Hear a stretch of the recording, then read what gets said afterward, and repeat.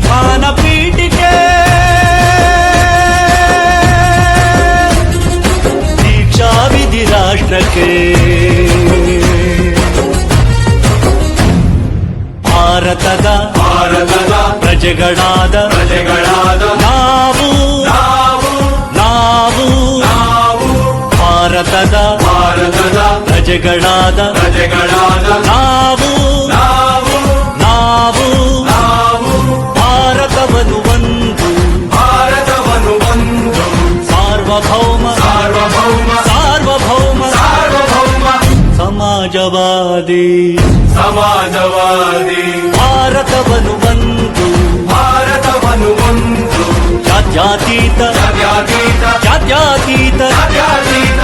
ಪ್ರಜಾಸತ್ತಾತ್ಮಕ ಗಣರಾಜ್ಯವನ್ನಾಗಿ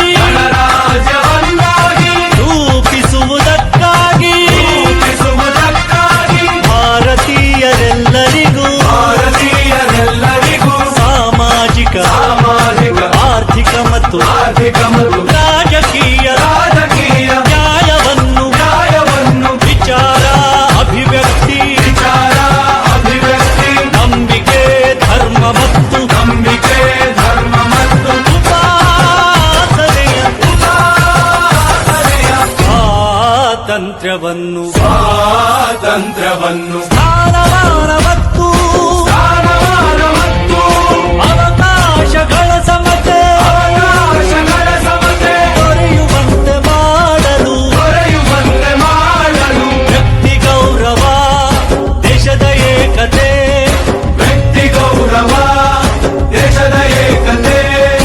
ಸಮಗ್ರತೆಗಾಗಿ ಎಲ್ಲರಲ್ಲಿ ಭ್ರಾತೃತ್ವ ಭಾವವನ್ನು ಮೂಡಿಸುವುದಕ್ಕಾಗಿ ದೃಢ ಸಂಕಲ್ಪ ಮಾಡಿ ನಮ್ಮ ಸಂವಿಧಾನ ಸಭೆಯಲ್ಲಿ 1949 ನವೆಂಬರ್ ತಿಂಗಳ 26ನೇ ದಿನ ಈ ಸಂವಿಧಾನವನ್ನು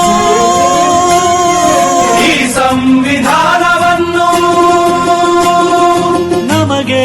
ನಾವೇ ಅರ್ಪಿಸಿಕೊಂಡು